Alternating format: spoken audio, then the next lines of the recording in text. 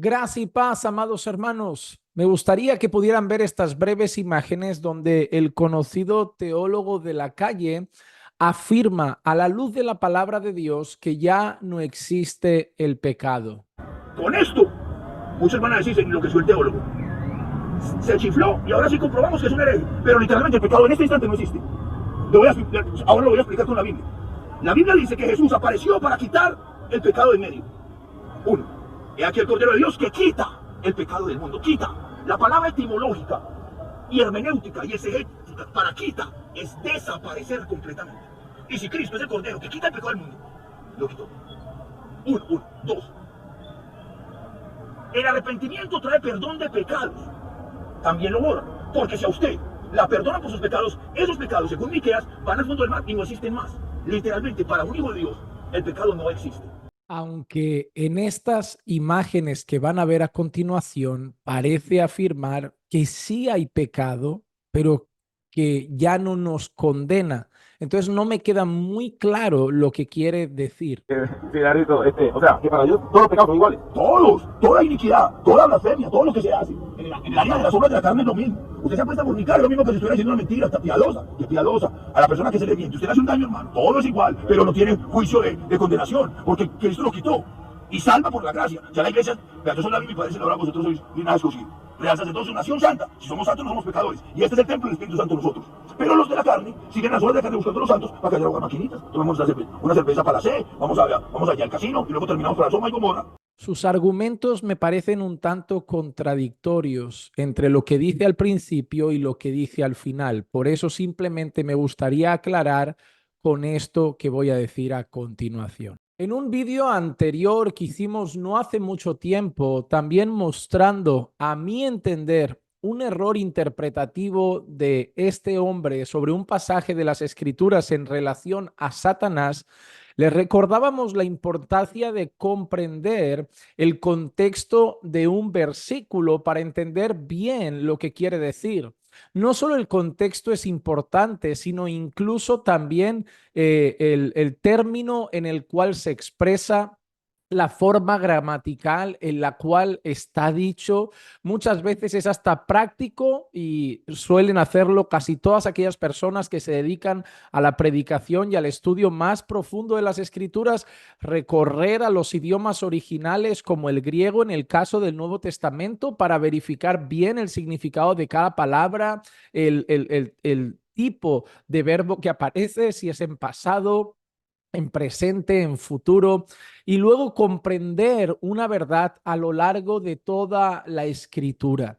Es importante entender que a veces un versículo aislado puede darnos un significado gris, opaco, no muy claro sobre una verdad bíblica, pero otro consejo importante es intentar buscar qué dice toda la escritura sobre ese asunto en particular.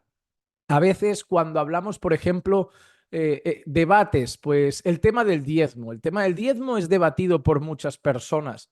Entonces, ¿qué hay que hacer? Claro, si yo me voy a Malaquías y yo simplemente leo, me habéis robado en vuestros diezmos y en vuestras ofrendas, probadme así, de esta manera, si no abriré las puertas de los cielos y mandaré bendición sobre vosotros hasta que sobreabunde. Si yo tomo los textos de Malaquías, solamente los textos de Malaquías, y de ahí saco toda mi interpretación sobre el asunto del diezmo, puedo estar equivocado en cuanto a ese tema. Nosotros debemos recordar lo que es el antiguo pacto, lo que es el nuevo pacto, ver lo que ha pasado con la persona y obra de Jesucristo y luego ver también dentro del nuevo pacto qué referencias pueden haber sobre el tema del diezmo, si las hay, si no las hay, y entonces ver qué se dice del diezmo a la luz de toda la escritura, tanto en el antiguo pacto como el nuevo pacto, y comprender el tema del diezmo en toda la escritura. Y de ahí sacaremos una idea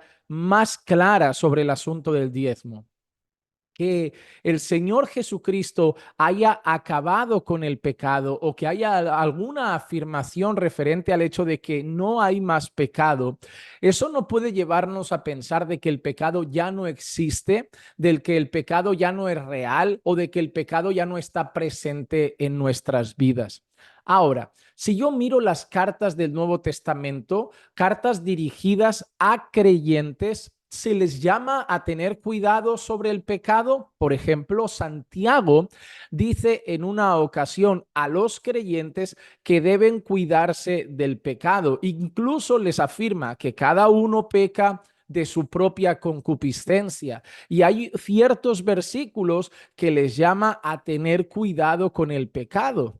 Entonces, Santiago, dirigiéndose a creyentes, les advierte sobre el pecado.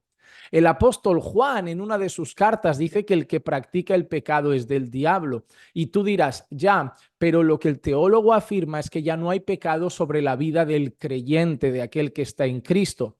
Ok, el apóstol Juan dice que el que practica el pecado es del diablo, pero el apóstol Juan, dirigido a creyentes, dijo, os escribo estas cosas para que no pequéis. Eso se lo está diciendo a creyentes. Y dice, os escribo estas cosas para que no pequéis, pero si alguno peca, abogado tenemos a Jesucristo el justo. Por lo tanto, el apóstol Juan afirma que puede pecar un creyente, pero no practica el pecado.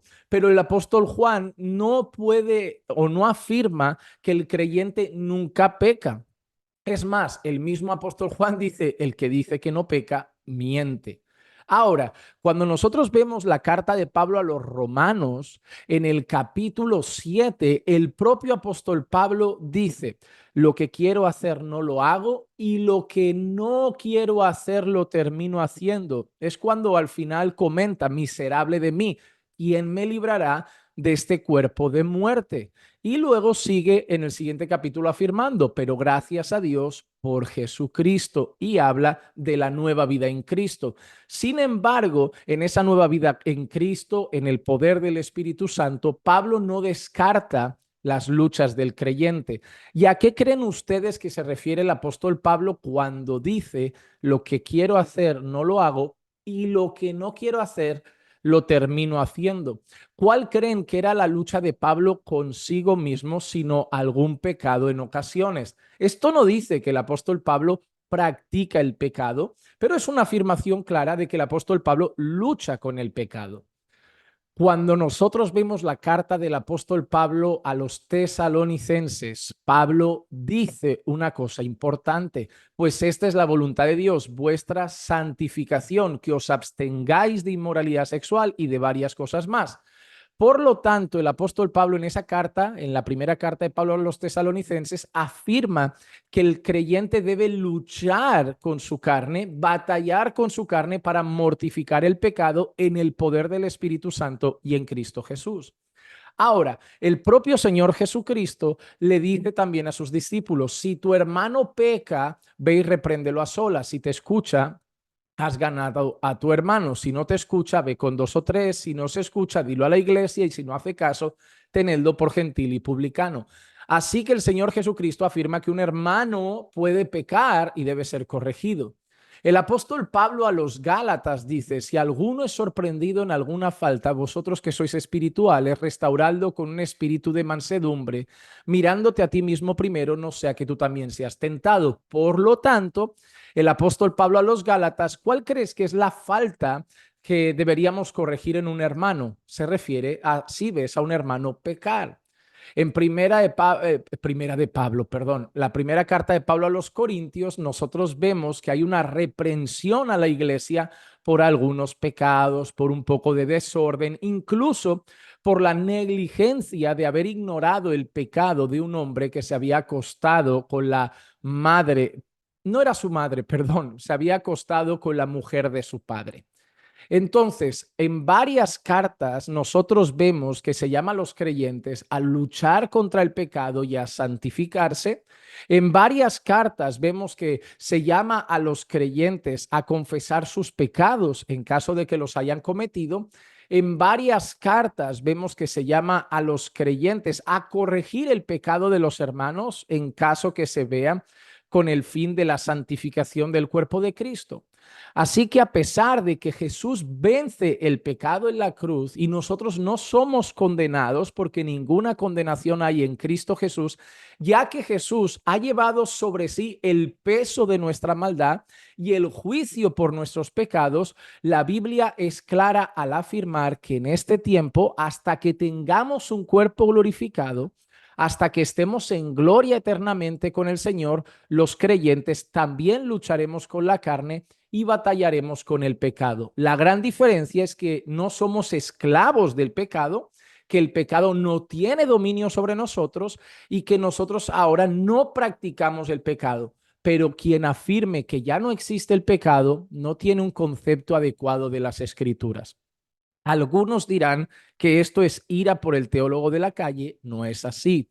No estoy atacando su persona, no estoy atacando su estilo de vida, no estoy atacándole a él, ni estoy refiriéndome ni con gritos, ni alterado, ni con palabras malsonantes, ni estoy diciendo nada sobre él. Solamente afirmo que en el vídeo hay una explicación en el hecho de que ya no hay más pecado y a la luz de la Escritura creo que debemos entender mejor el concepto de que Jesús acabó con nuestros pecados y no es en el sentido de que el pecado haya desaparecido, sino que nosotros debemos entender la obra de la cruz, la obra de Cristo en el Calvario como un pago por nuestras iniquidades. El apóstol Pablo afirma que en aquella cruz, con la sangre preciosa de Cristo, nuestra deuda, una deuda ante Dios y su ley por nuestros pecados, fue pagada, fue cancelada. Así que damos gracias al Señor por nuestro Señor Jesucristo que pagó por el precio de nuestra maldad. ¿Y cuál es el resultado más maravilloso de nuestra salvación? Nuestra lucha con el pecado. Porque vamos a ser honestos, ahora que estamos en Cristo, ahora que conocemos a Dios y ahora que el Espíritu Santo habita en nosotros, somos todavía más conscientes del pecado de lo que lo éramos antes. O díganme si ahora que son creyentes, que están en Cristo, que son templo del Espíritu Santo, no perciben todavía más y más el pecado en su vida, incluso el que parece insignificante, que nadie más ve y ustedes luchan consigo mismo.